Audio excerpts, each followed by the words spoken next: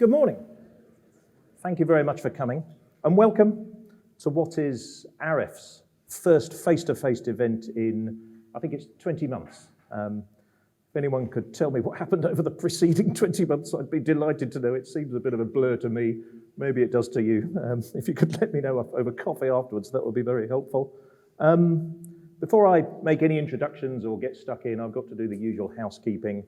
You probably noticed there's a fire exit over there, another exit over there.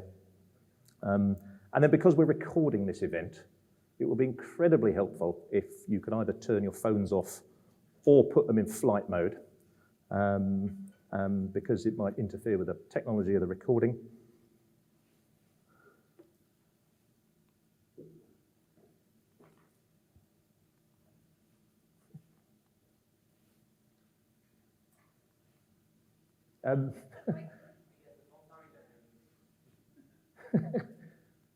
It worked in the rehearsal.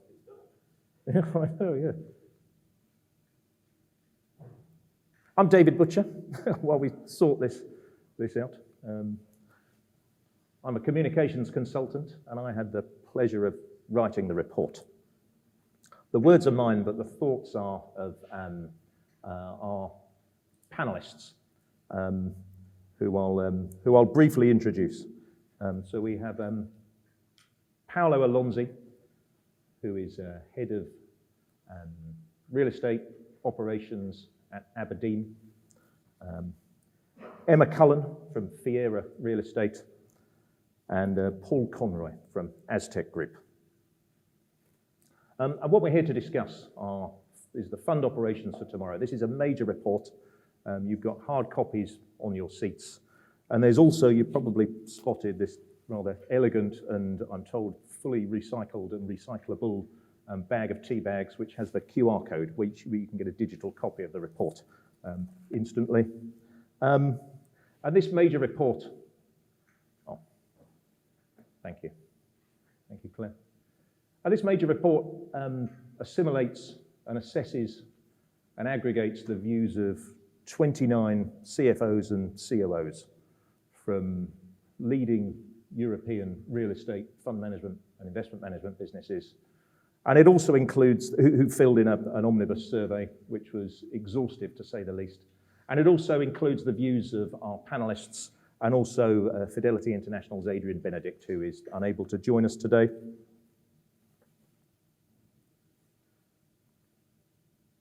But before we delve into the wisdom and insights of our expert panelists, let me just spend a couple of minutes just rattling through the findings, and then we'll start the panel discussion. What's the number one priority for real estate fund COOs and CFOs? Well, getting out of the COVID crisis was absolutely the number one answer. 60% of people selected this as their first choice when asked about, what's your absolute priority?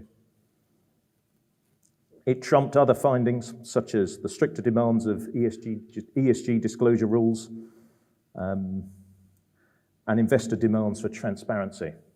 But hold those thoughts, because those are themes that we'll be returning to again and again, and indeed they are the absolute thrust of the conversation we'll be having in a minute. If that was what the priority is at the moment, those themes start to rise up the to-do list over the next 12 or so months. And I'll be covering those in a little bit more detail in a moment. When asked about what the operational imperative is, COOs and CFOs believe that they need to implement the technology first. And the places that they need to implement the technology are in fund accounting. That's absolutely the top. 53% of respondents selected that as their number one priority, beating data management and reporting. Automation is a theme that we'll be returning to again over the discussion over the next sort of hour or so. And it's a buzzword that we'll certainly be hearing more of.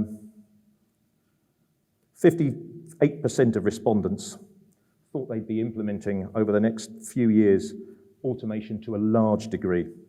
37% said they'd be implementing automation to some degree. That leaves about 5% The degree to which they'll be implementing automation, well, we'll leave up to them. Maybe it's something that we'll find out a little bit later on. But automation is absolutely coming. And then fifthly, it feels like we're in for an absolute glut of new products. 75% of respondents have got plans to launch new products. When asked separately whether there'll be ESG stroke impact funds, 38% said yes. I think that equates to a lot of new product hitting the market. If we look at that second bullet point in a little bit more detail over the next year or so, we've got three absolutely crucial themes here. And making data and reporting more accessible to investors is absolutely the thrust of what we're going to talk about. And it's with that in mind, as I turn to our panelists, it's with that in mind, Emma, if I could turn to you. I think it's fair to say that your organisation, Fiera Real Estate, has made some pretty impressive progress in tackling technology and data reporting. Perhaps I could ask you to share your thoughts on the challenges the industry faces here, and perhaps also cast your mind across what the implications are of not acting decisively. Well, good morning, everybody, and it's so lovely to actually be at a face-to-face event, so thank you for all turning up in this horrendous weather. It's a little better this morning than it was last night.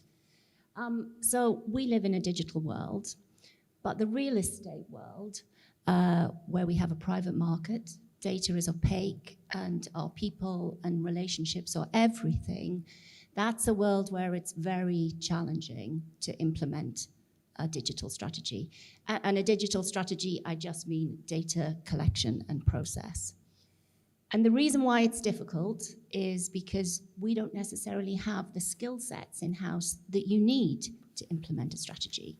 So you need someone who understands the tech, you need someone who can actually project manage, and you need to improve process.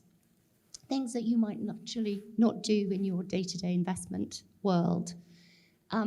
You also need a vision and you need leadership. So adopting new tech and changing process, that doesn't bubble from the ground up.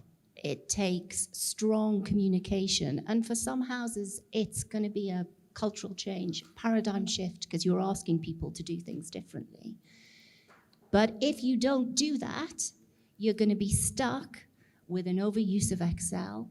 You're going to have data that you can't necessarily validate, so you don't have data integrity, and you're going to have static reporting.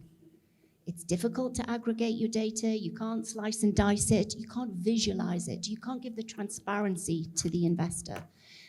So yes, it's challenging, but we need to do it. Thank you.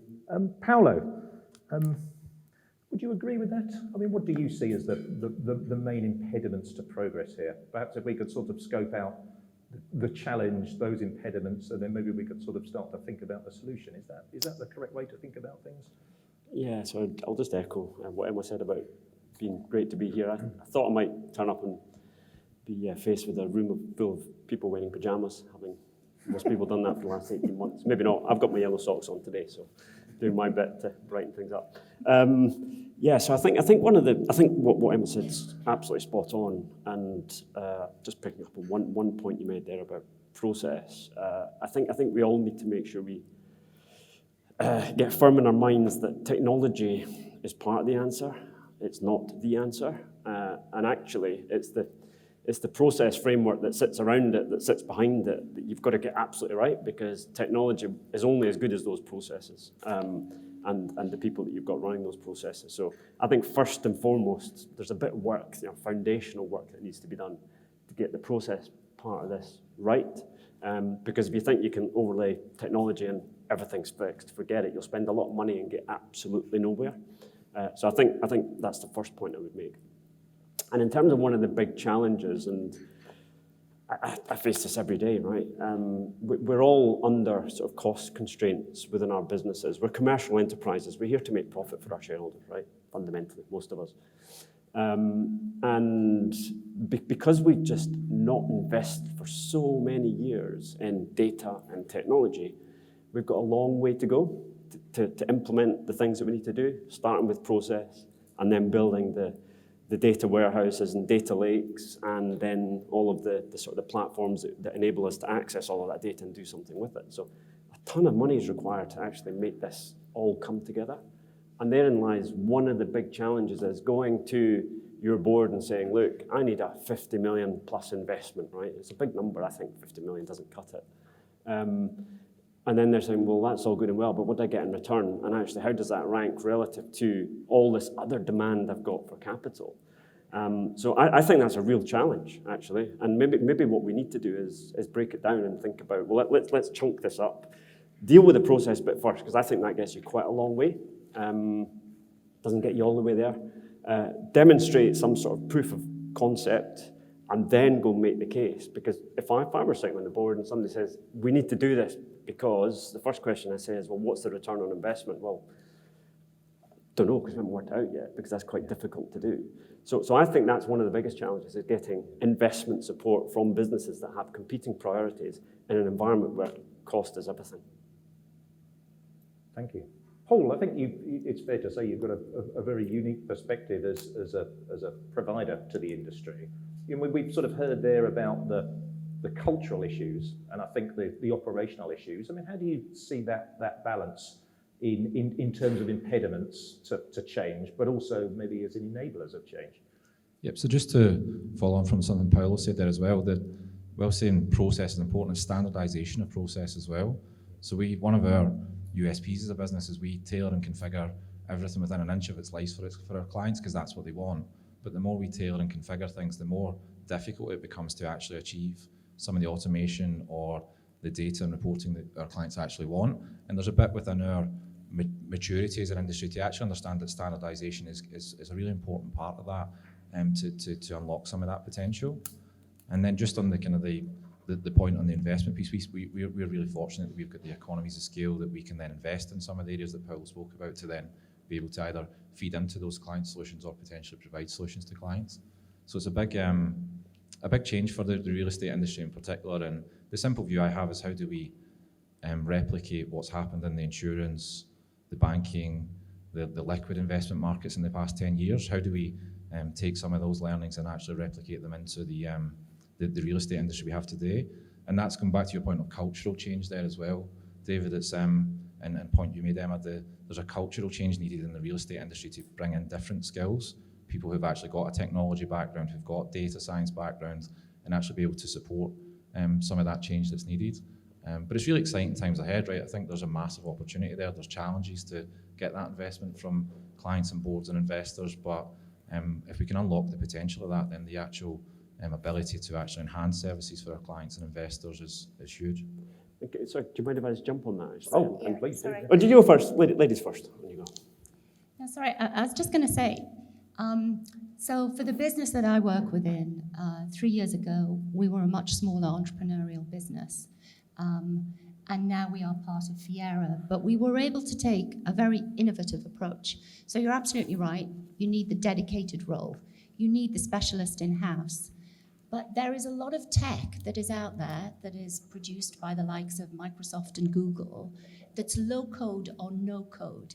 It's specifically designed for businesses to be able to host their data in a way that they understand it. Think of it as an Excel spreadsheet on steroids. That's the best way to think about it.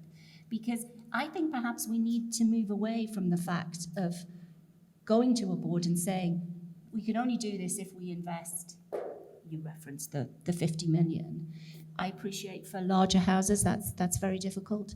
But we need to be aware of what is out there. The real estate industry is so behind. Everybody else has done it. We just haven't. And we need to think differently about how we approach it. And we can only do that by bringing the skill set in-house. So if I may, just picking up on something you said there about standardisation. This is not a plug for Aztec. Sorry, Paul. But I think you're absolutely spot on. And I think this is where the Aztecs of this world can really help the transformation that needs to happen, because You guys do this across multiple clients, and I think you're best placed to bring that standardization, because standardization, I think, is key to success in the implementation of process and technology. So if you guys do things in a standard way, then it's far easier for us to do things in a standard way and then to implement technology on top of that. So 100% agree. And actually, just one other thought or comment around that in relation to technology. One piece of advice based on horrible, bitter experiences: when you implement technology, do not bespoke it to death, right? Because you will do exactly that. You will bespoke it to death.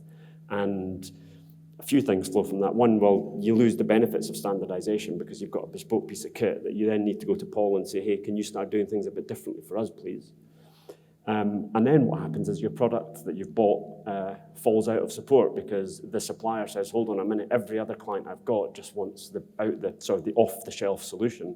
You're the only one that wants the bespoke solution. So before you know it, it gets put to one side and you lose support. And then you're back to square one saying, well, we need to go back and reinvest in the off-the-shelf kit rather than this overly bespoke piece of technology that frankly doesn't work anymore. But there's a tension there, isn't there? Because I think in the business of real estate investment, and correct me if I'm wrong, bespokeness, being different, the secret sauce, so to speak. We are unique. I don't want to get all sorts of Monty Python on this, but we are all unique. We are all individuals. I mean, that's a key part of the value proposition for every provider, isn't it? In that world with that mindset and the importance of differentiation in what is a pretty crowded field, I think it's fair to say. How do you resolve that tension of being bespoke and unique? I think in terms of your value proposition and standardization of data, technology, and reporting, it's a tension, isn't it? I mean, it is, and we have taken a very different approach because we haven't gone and bought somebody else's platform. We've created our own.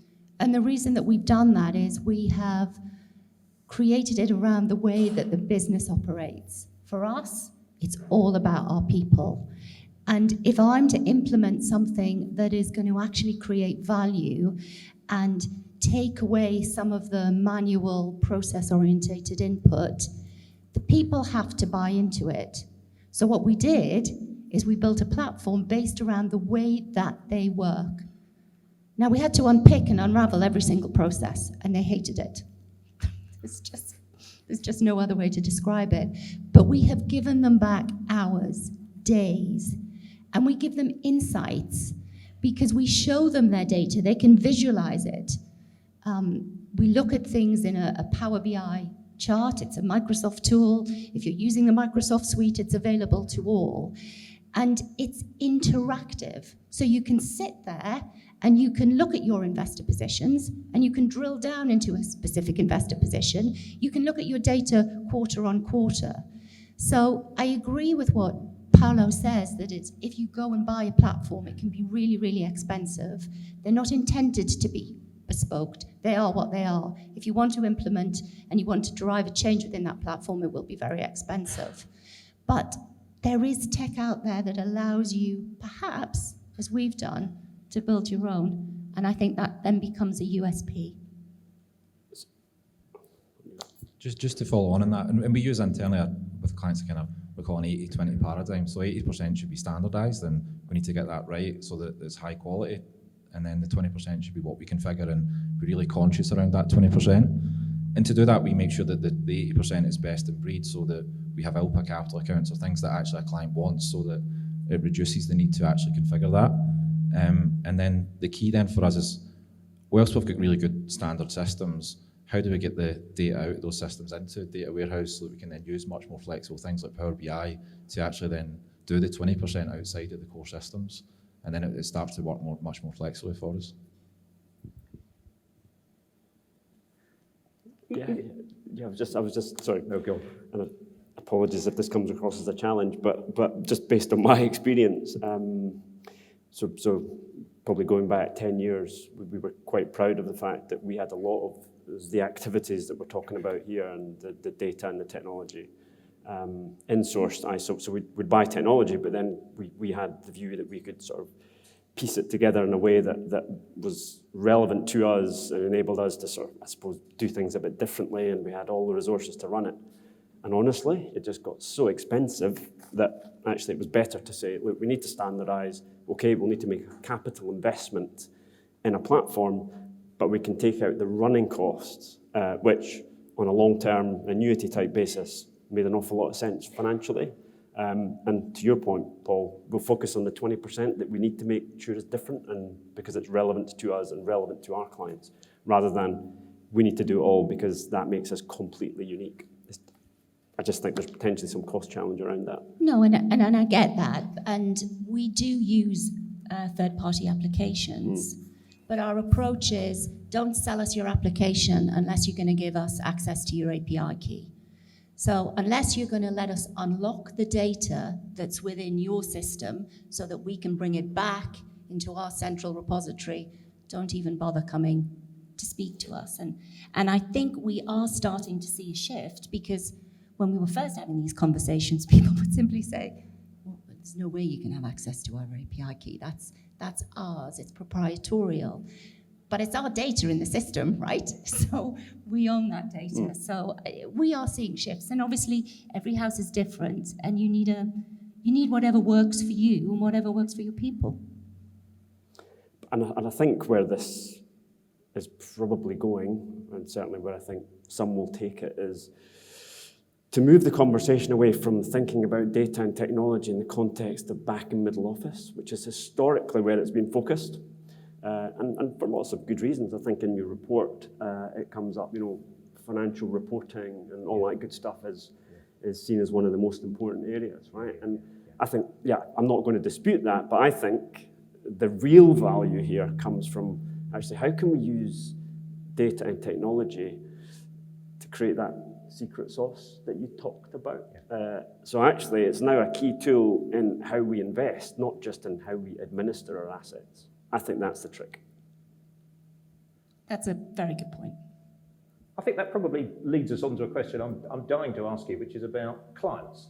I mean, the pressure for change, the pressure for more transparency, the pressure for more, better and more detailed reporting is ultimately coming from clients, whether they be mums and dads right up to large institutions with every sort of compass point thrown in between.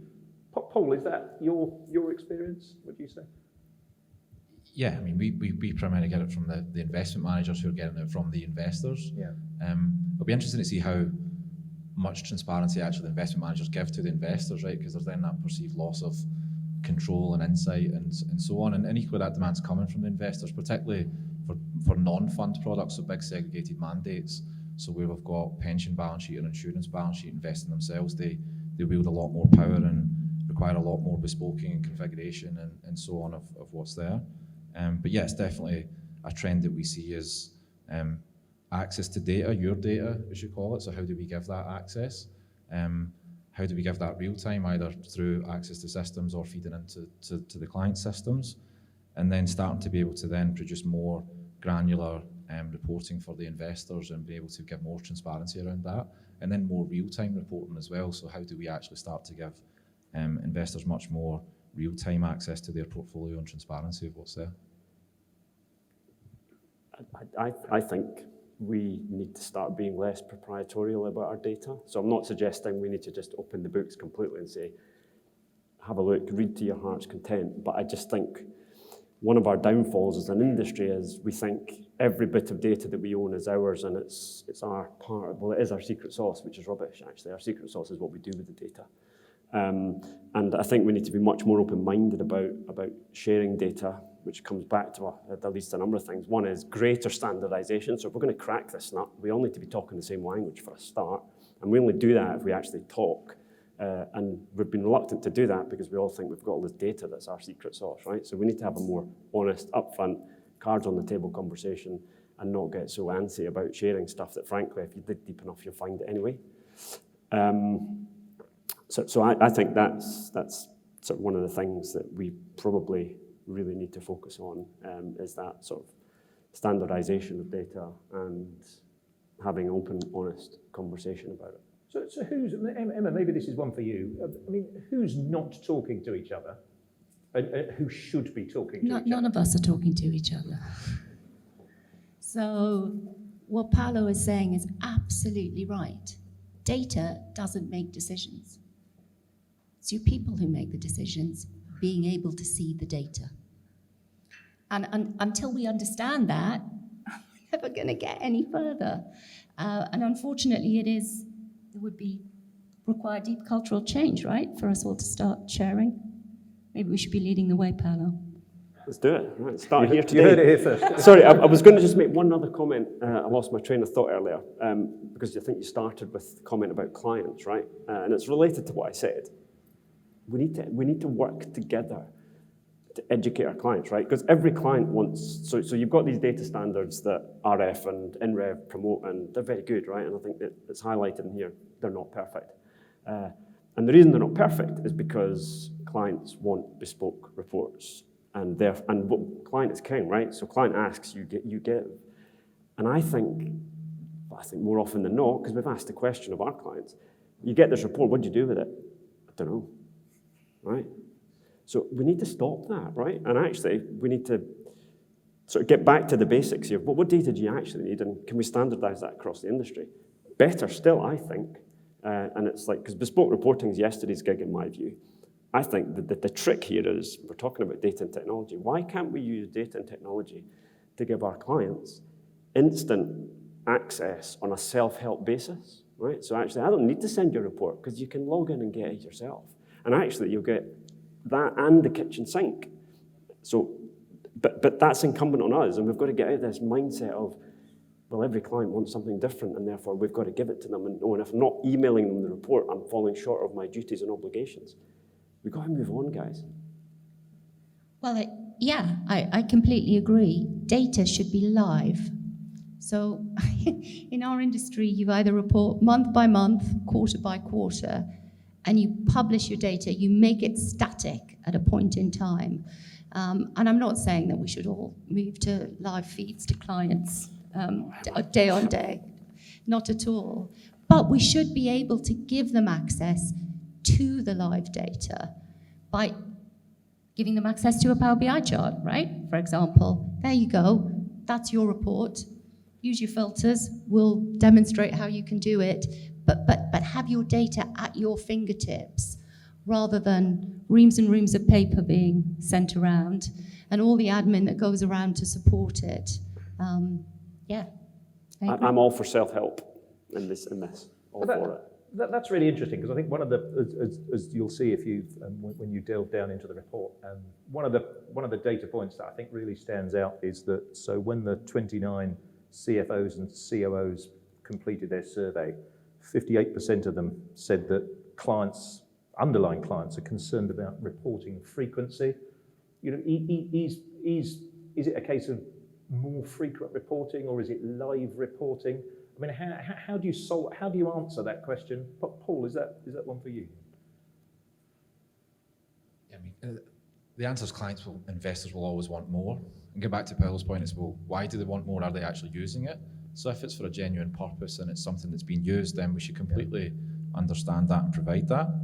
But yeah, and we all understand the challenges, right? It's not a equities fund or a bonds fund that you can daily price and give transparency to. There's fairly complicated and European structures, global structures that exist, and it's going to be a challenge to be able to get that data real time. There's a lot of different partners involved. We've got data, the client's got data, our peers have got data, the property managers have got it.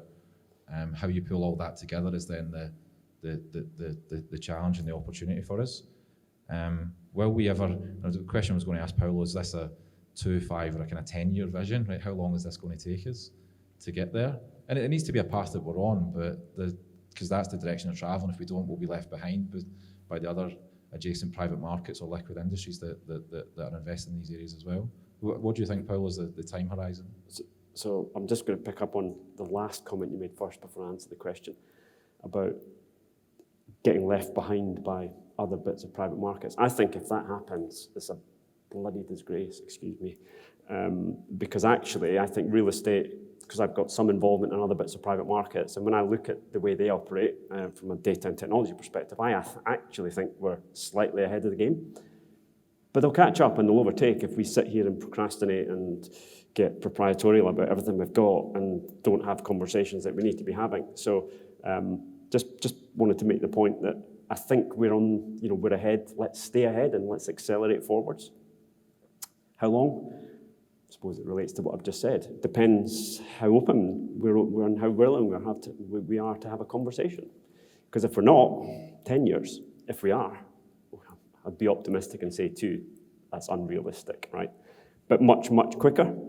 But we've got to have an open dialogue, and we've all got to be on the same roads, because if we're all pulling in 25 different directions, then we'll get nowhere, and certainly nowhere quickly. And there is some real positives in the real estate industry, right? The agents, the capital advisors, the GLL, CREs have been sharing data for 20 years on the actual transactional value and the rental value. So there is a history there within the actual real estate industry of being fairly open with that stuff. There's a question of, can we, with our peers and competitors in the industry, with the investment managers, can we kind of follow that lead and actually start to share data and insights more? And so the other thing related to that is we suppose we need to stop talking about the differences between private and public markets, because we get hung up on that. It's like, we need to be a bit different, right? Well, yes, of course we're different. You're right. One trades daily, the other one trades infrequently. But we tend to get hung up on the differences, and we spend no time talking about the similarities, and there are probably far many more similarities, certainly when it comes to data and how you use data, than there are differences. And if we actually spent more time talking about the similarities and what can we learn, I think we'd be able to accelerate forward. So again, calling my own experience, going back 10 years, I would go and, as a house we had there's always been a massive data program, right? Always, for as long as I can remember. And I would go along and say, look, can I sort of participate in this? And rather than us going off and doing our own thing, sorry, no, real estate's been de-scoped, too difficult, too different. And it would just frustrate the heck out of me. But I'm really pleased to say that now, for the first time in my 18 years in the business I'm in at the moment, I'm not getting the pushback anymore. And actually, I'm being invited in, and might say pulled in, to say, look, there's no point in running off and doing something different for private markets, because we're all talking the same language now for once and for the first time.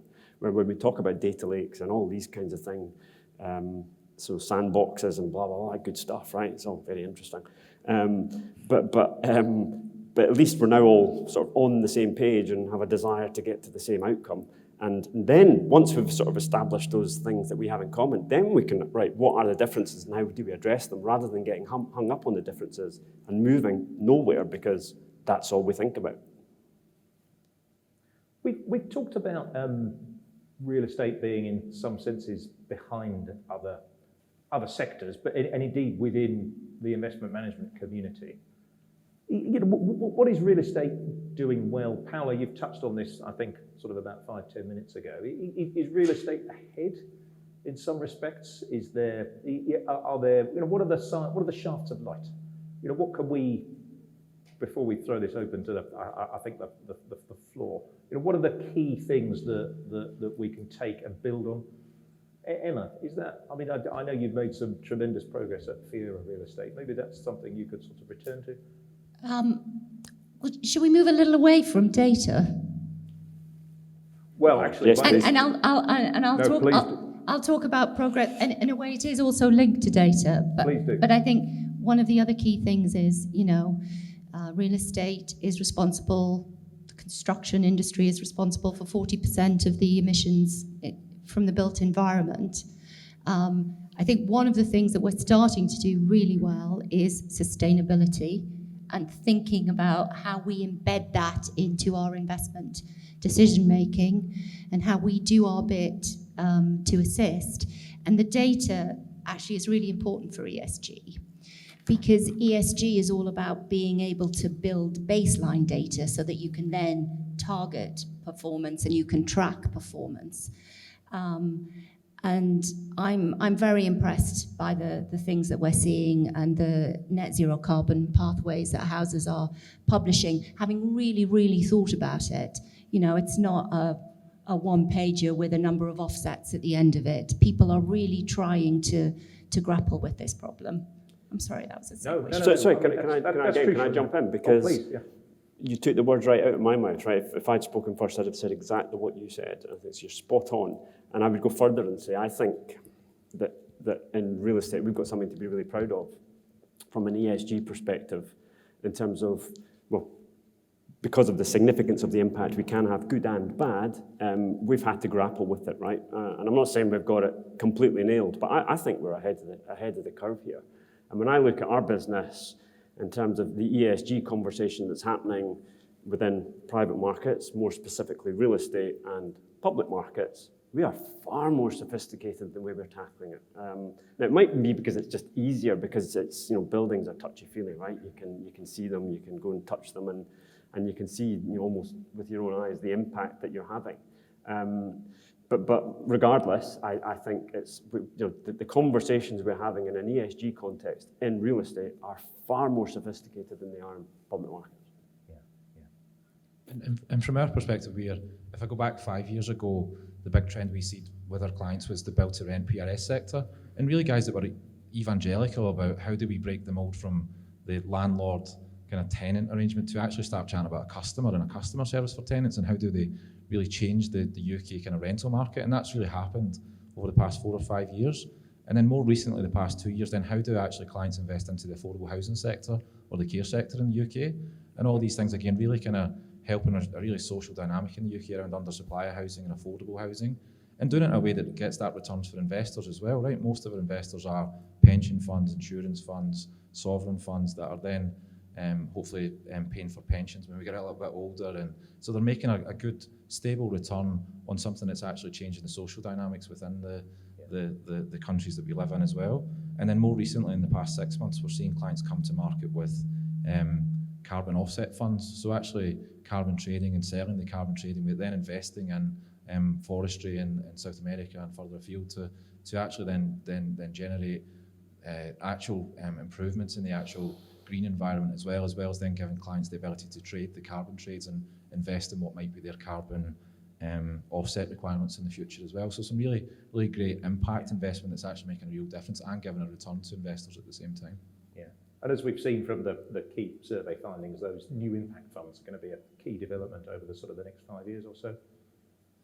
Yeah, I mean, Paul, I just wanted to pick up on your social, because I think that's huge. So we have the E, the environmental, we have the S for the social, and the G for the governance. The governance, I think we do pretty well. But the social is huge. And we have a real privilege as an industry. And we have to influence and we have to invoke change.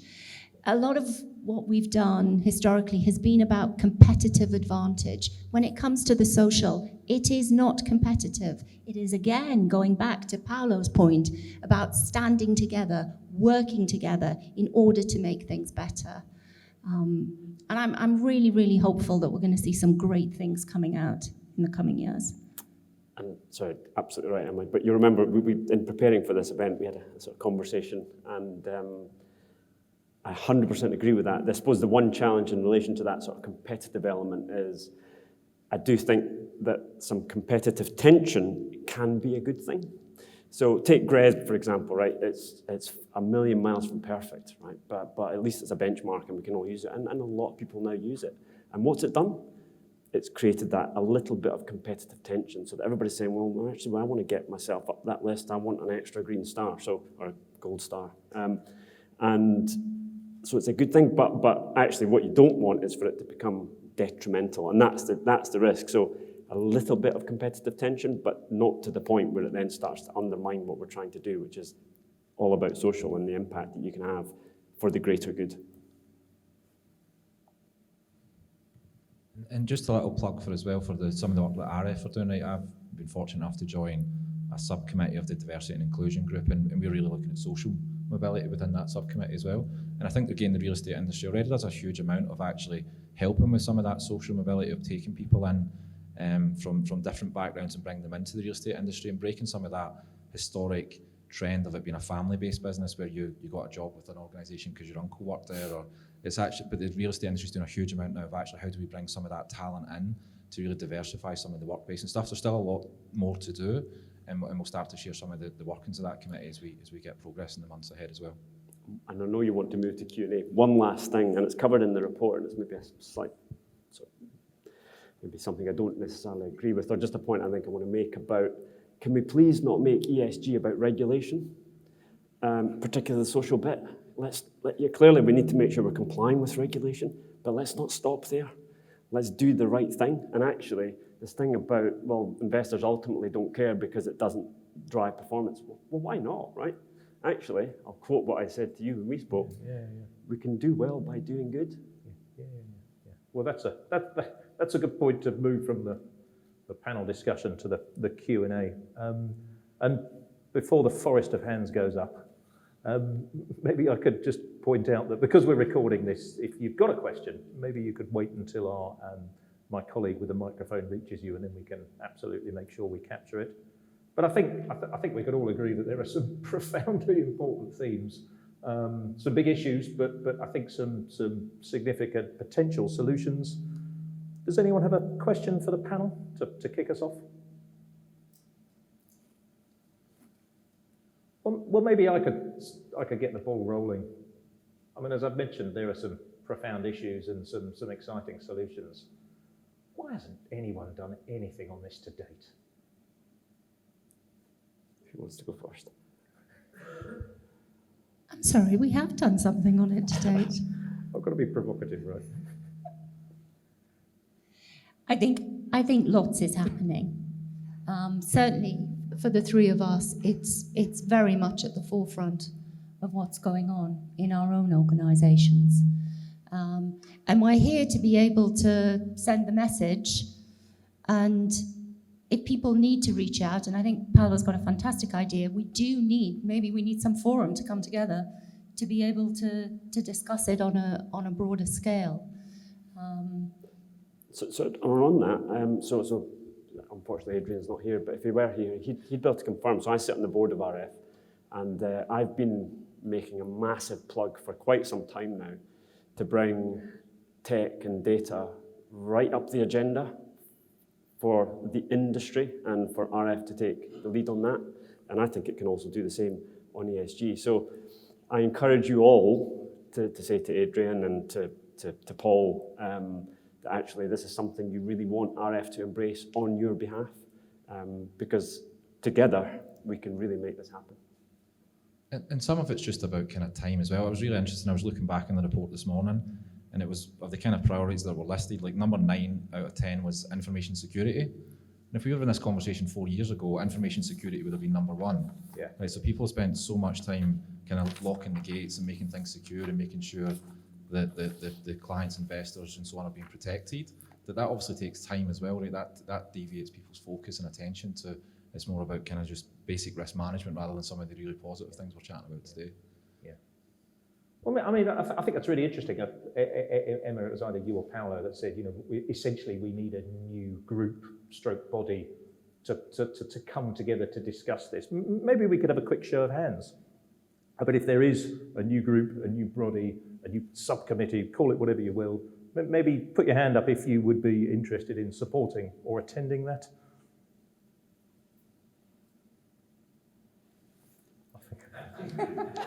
I think it's about half the room.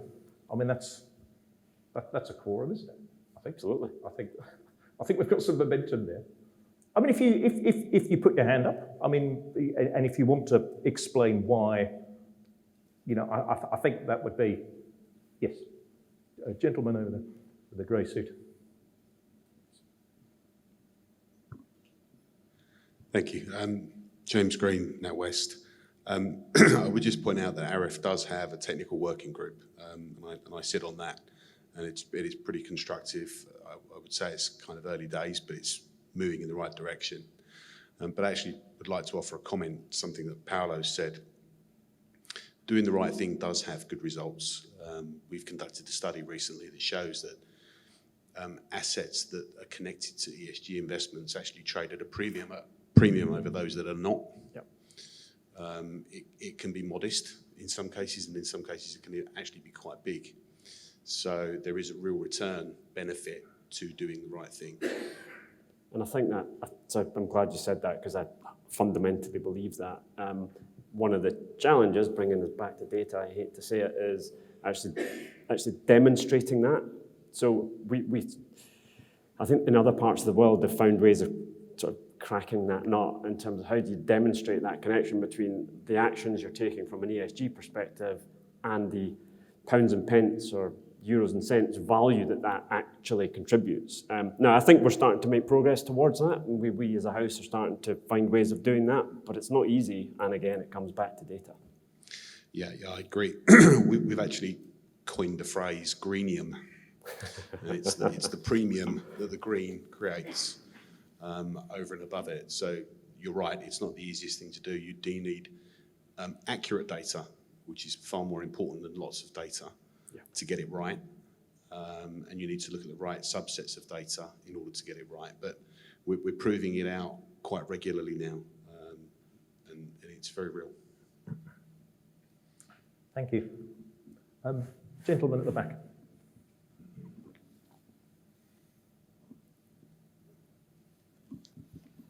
Hello, it's Mel Rodriguez at Apex Group.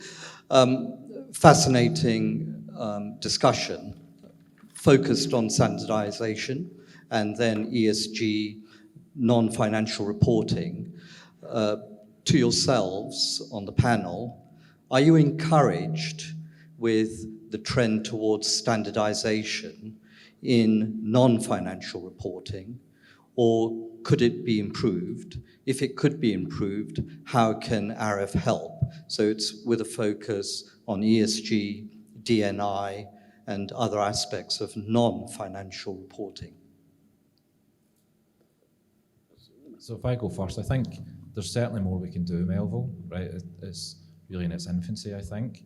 And part of that, what can we do better, as Paul said, is actually sharing of information, of actually benchmarking and sharing what great looks like, so we can actually measure what competitors and others or peers within the industry are doing, because then that will give us better measurement tools to be able to actually assess what the great practices look like. But yeah, there's certainly more we can be doing. Hi, Melville. I actually think we need to start looking at the benchmarks. We need to try and shape those benchmarks, because GRESB, I'm sure, will always be around, but is it as fit for purpose as it was many years ago? I know that MSCI are spending a lot of time now starting to look at physical risk data and how they can include that within their own benchmark. And I don't know over time whether we'll see a merging of various benchmarks, but Paolo alluded to the legislation, and for ESG, it's absolutely dreadful. So we've got SFDR, TCFD. You need to have a small card you can hold up to explain what all the acronyms mean. And they all want slightly different things, and it's almost like the data piece. So we've got this overarching framework of legislation, heaps of duplication, heaps of manual input, very time consuming, takes the resource, doesn't actually give value back to the business. And I think AREF needs to think about how it can have a voice to help change that. Yeah, I'd go further and say, actually, how can RF own it? Because there's a gap, and I've said this to Adrian, to Paul, that maybe that's a gap RF can fill. And so my ask of all of you again is put the pressure on your industry body to think about these things and to take action. Thank you. There's a gentleman in blue shirt. Yes, Hans Frenzen at AW. So I actually thought the question of standardization was interesting, because I don't see any standardization at all. I see actually new standards coming almost each month. So, but the question that I had was actually more sort of looking at the data infrastructure of our industry, because GRESB was mentioned, MSCI is mentioned. Some of these have been around for long times. They are in fact quite dominant. But is the ESG reporting requirements, even though they are very confusing and there's way too many of them, isn't it going to unlock some of the granular data that we need on leases, on properties, on physical aspects of those properties? Because that's what GRESB now requires, is asset by asset reporting to even get a score for your fund. isn't that going to require fund managers to digitize much quicker? Because otherwise, all these little spreadsheets that everybody has are not really going to be able to report even for the GRESB asset by asset data submission. Is ESG going to force the industry to digitize? That's my question for the panel. Yes, because it's the only way to approach it. So if your ESG data capture needs to take utility data from here, it needs to take water data, it needs to take waste data, it needs to look at the physical risk metrics. It's coming from a whole heap of places, right? And again, you have to be innovative about it. So we've been working with businesses that scrape data from utility invoices. If a lot of our underlying portfolio is not landlord controlled, yet we still want that data. So we've got to have massive tenant engagement in order to get them to agree to give us the authority to allow a company to go up into the cloud, scrape the data and send it back to us. As is just no longer good enough. We have to think differently about the future. We absolutely do, but we also have to sort of be mindful of not biting off more than we can chew. Sometimes less is more. Let's not make, that's a big issue. Let's not try and solve it all at once. Rome wasn't built in a day. Let's chunk it up. Let's do it in manageable bits, because it might take us a little bit longer, but you know what, we'll do it far better. Any more questions? We've probably got time for one more. Chap at the back. Hi, it's Barry Hyde-March at Apex Group. Just a question again on the ESG side. My former boss, Larry Fink at BlackRock, writes a letter annually to CFOs in companies that BlackRock invest in. And he presses the ESG subject every year and has been doing so for 5 years plus. That's getting real traction now, and it's in the mainstream media. Who's the voice in real estate sort of pushing that from the investor side and from the asset managers and so on, bringing ESG to the forefront of decision making? If I answer that geographically, if we look at the kind of the Dutch pension houses, PGGM, APG, the Nordic investors are really the ones at the kind of forefront of actually pushing and living and breathing that from how they deliver on that as well. So they're the ones that are really pushing, and I think the UK, the rest of Western Europe and the US are now starting to follow that trend, but that's where we see the big push from. Yeah, it goes back to the point I made though. I fear that what's going to happen here is regulation is going to take over, and we're just going to be all fighting to sort of be able to tick that box. And let's, as I said, I'll say it again, let's not make this a tick box exercise. And who's the voice? Well, frankly, it should be all of us, but I'm putting AREF on the hook for a lot of things here. We've got a great industry body here, right? Let's use it. And partly it's our staff as well, right? This is not just about clients and investors and stuff. We're doing a lot of this organisationally because it's a ticket for us to employ the talent that's coming through. They want this information. They want to see that we're acting responsibly and in a really authentic way as well. Yes, chap by the fire exit. Hi, Anthony Shale from Relendex. I also chair the Public Policy Committee for AREF. The question I really have in my mind, and it's not necessarily one that the panel has to respond to, but think about, is in terms of data collection and in terms of reporting, what happens to the data? Are we actually going to use it to improve the buildings and the built environment? And what will be the measures that make improvement considered to be good or not so good? So Anthony, I think the answer to that is we absolutely must. But it's incumbent on all of us, right? So don't wait for somebody to do it. We've got to do it. And I suppose I would compare this to, I probably shouldn't refer to House of Cards, given all the bad stuff that's associated with that. But Netflix created House of Cards based on big data, right? So they said, right, okay, let's mine all this data, viewer data, in terms of what they watch, how they watch it, what floats their boat, what doesn't. And on the back of that, they created one of the most successful TV series ever. So based on IMDb ratings, it's right up there. And that's a data-based creation. So take that concept and apply it to, right, how do we create the best buildings? Right, well, let's mine the data and work out what brilliant looks like and create it. Simple, I think.